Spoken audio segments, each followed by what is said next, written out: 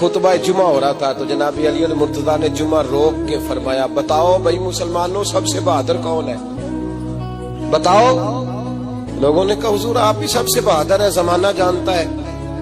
تو جناب علی رو پڑے، فرمانے لگے نہیں میں تمہیں بتاتا ہوں بہادر کون ہے، میں بتاتا ہوں کون ہے۔ میں جب اللہ مجھے توفیق دیتا ہے نا میں حرم کعبہ جاتا ہوں تو میں جب خانہ کعبہ کے پاس بیٹھتا ہوں نا تو میں یہ والی حدیث یاد کرتا ہوں، یہ روایت میری آنکھوں کے سامنے آتی ہے، اس کو میں اپنے ذہن میں حاشیہ خیال میں لاتا ہوں۔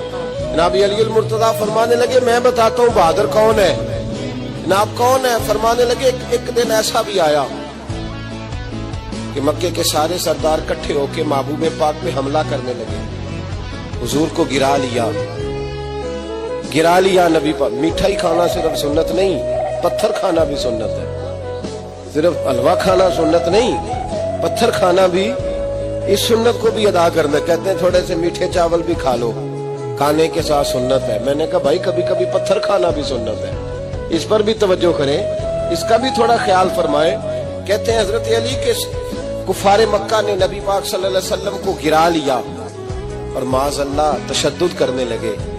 فرماتے ہیں کوئی زور زور سے پکار رہا تھا، میرے کانوں میں آواز آئی جب میں گھر میں تھا، کوئی زور زور سے پکار رہا تھا، اور وہ کیا کہہ رہا تھا؟ کوئی ابو بکر کو خبر کرو، کوئی صدیق اکبر کو بتاؤ کہ قریش مکہ محبوب علیہ السلام کو تکلیف دے رہے ہیں، بتاؤ۔ حضرت علی کہتے ہیں جب تک میں باہر نکلا تو میں نے ابو بکر کو دوڑتے ہوئے دیکھا، صدیق اکبر کے پیروں میں جوتا کوئی نہیں، سر پہ ٹوپی کوئی نہیں، تینوں لب دیاں آپ گواچے، سانو اپنی خبر نہیں کوئی۔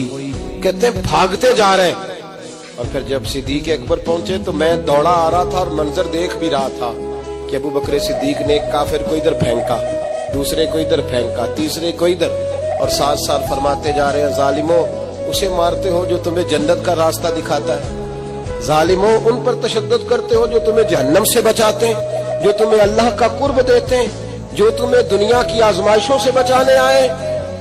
کہتے ہیں جب جناب صدیق اکبر نے دیکھا کہ پیچھے نہیں ہٹ رہے، بڑا مشکل کام نہیں کسی کے حصے کی مار کھانا، دین کا نام لے کے اپنا قد اونچا کرنا بڑا آسان ہے، لیکن 4 اینٹیں اٹھا کے کسی مسجد میں لگانی پڑ جائیں تو لوگوں کی شان میں کمی آتی ہے معاذ اللہ۔